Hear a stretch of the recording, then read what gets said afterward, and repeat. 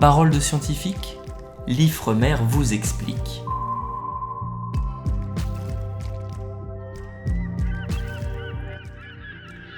Bonjour à toutes et bonjour à tous. Bienvenue dans ce nouvel épisode de Parole de scientifique, le podcast qui vous aide à démêler le vrai du faux grâce à la science. C'est dur de choisir son poisson en 2020. Oui, je sais, ça peut faire sourire, mais entre des étals toujours plus diversifiés et notre volonté croissante de consommer mieux, de façon plus durable, choisir peut s'avérer difficile. Le réflexe naturel serait de se fier au label, censé distinguer les produits conformes aux exigences d'une alimentation saine et aux objectifs de développement durable. Problème, en France, les labels sont peu connus du grand public et sont parfois controversés. Pour nous aider à y voir plus clair, je reçois aujourd'hui Fabienne Dorès, qui est économiste des ressources marines à l'unité d'économie maritime de l'Ifremer.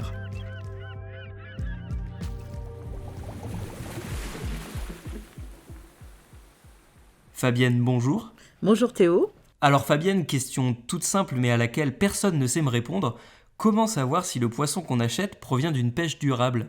En fait, c'est quasiment impossible aujourd'hui de savoir si un poisson provient d'une pêche durable. Et pourtant, au moins la moitié des poissons qui sont pêchés en France et en Europe proviennent de pêche durable. Ouais.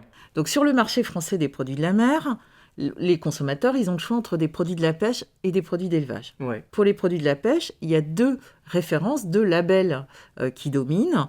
C'est le label mondial privé MSC et puis l'écolabel pêche durable qui est un label national. Ok. Après, il y a des labels aussi d'origine géographique, type produit en Bretagne ou pavillon France.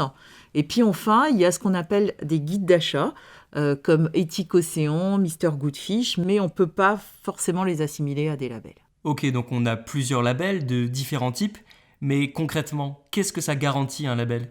En fait, si on prend l'exemple du MSC, alors qui est connu, même si 60% des consommateurs français déclarent qu'ils ne connaissent pas ce label, eh bien, les deux premiers critères de ce label, ils garantissent que le produit est issu d'un stock en bonne santé, et ensuite que ce stock est bien géré, donc que la pêcherie est contrôlée. Il y a un troisième critère qui porte sur les impacts sur les écosystèmes, et ce critère, il cristallise beaucoup la controverse. Pourquoi ? On sait que toute pêcherie a un impact sur l'écosystème, même si cet impact est faible. On peut utiliser de multiples indicateurs pour mesurer et évaluer l'impact des différentes pêches, selon l'impact sur le fond marin, sur les espèces vulnérables, sans parler du bilan carbone et des déchets. Par contre, il n'y a pas de consensus sur la manière dont on priorise ces indicateurs et la manière dont on définit des valeurs seuils. Les seuils, c'est à partir de quel degré on estime que l'impact est très préjudiciable à l'environnement ou pas. Or, ces deux informations sont nécessaires pour déterminer la durabilité environnementale des méthodes de pêche. D'accord. Ensuite, il y a d'autres dimensions qu'on peut prendre en compte, la dimension socio-économique, par exemple, le bien-être des pêcheurs, l'impact sur les populations. Cette dimension-là, elle est totalement absente du label MSC. Dernière critique, c'est le fait que ce label est extrêmement onéreux et il est donc difficilement accessible aux petits pêcheurs. Pourquoi ? Parce que il faut se soumettre aux audits de contrôle payant par des experts indépendants et ça conditionne l'obtention de ce label. Et pour l'autre label alors ? Pour le second label, Écolabel Pêche Durable, qui est un label français, lui, il porte sur de nombreux critères, notamment les critères environnementaux et sociaux. En revanche, il est extrêmement complexe et cette complexité a freiné la participation des professionnels français et aujourd'hui, il est encore très très peu utilisé.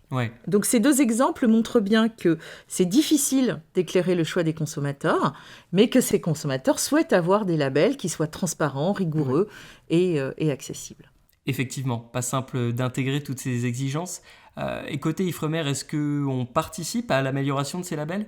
Oui, les chercheurs de l'Ifremer, en collaboration avec d'autres instituts, ils travaillent sur la définition de nouveaux indicateurs de la pêche pour évaluer donc les effets de ces pratiques et surtout prendre en compte des dimensions qui ne sont pas prises en compte jusqu'à présent. Donc d'abord la dimension écophysiologique, qui regroupe tout ce qui concerne la qualité nutritionnelle du poisson, la fraîcheur du poisson et même le bien-être animal. Ensuite, la dimension socio-économique, donc je disais tout à l'heure, le bien-être des pêcheurs, le bien-être des communautés littorales et même la sécurité alimentaire pour les consommateurs. Et puis enfin, la dimension halieutique, forcément, le maintien des populations de poissons à un niveau optimal. Donc la difficulté de l'exercice, elle réside dans la hiérarchisation de ces dimensions et l'établissement de critères et de seuils pertinents. Donc ce travail, s'il peut aboutir à l'évolution des labels existants, il peut aussi être utilisé comme référentiel pour mener des politiques durables de la pêche. Ouais, tout ça prend beaucoup de temps en fait. Il y a d'autres pistes, et notamment une autre qui est à l'étude dans le cadre de la stratégie européenne de la fourche à la fourchette.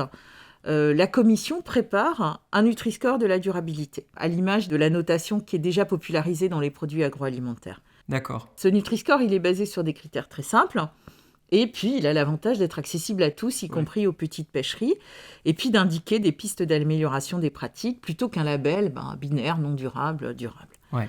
Mais il suppose quand même en amont d'harmoniser toutes les pratiques en vigueur dans les pays qui sont potentiellement concernés. Ouais, finalement, aucun label n'est parfait.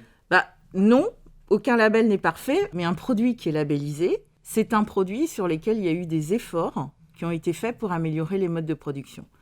Donc privilégier les labels lorsqu'on achète, c'est un levier pour inciter l'ensemble des acteurs de la filière à adopter des pratiques de pêche toujours plus responsables et plus durables. Mais quand même, le rôle des pouvoirs publics en France et en Europe reste très important pour assurer la bonne gestion de la pêche.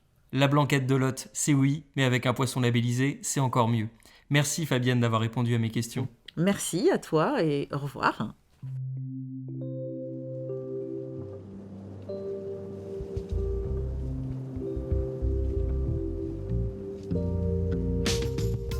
Ainsi s'achève cette parole de scientifique. Vous en savez maintenant plus sur les labels des produits de la mer, de quoi éclairer vos choix et vous éviter des silences embarrassants devant votre poissonnier ou votre poissonnière. Continuez de me partager vos impressions sur les réseaux sociaux de l'Ifremer et envoyez-moi vos questions sur les sciences marines. Nous essaierons d'y répondre dans une future émission. Prenez soin de vous et à bientôt pour une nouvelle parole de scientifique. Salut.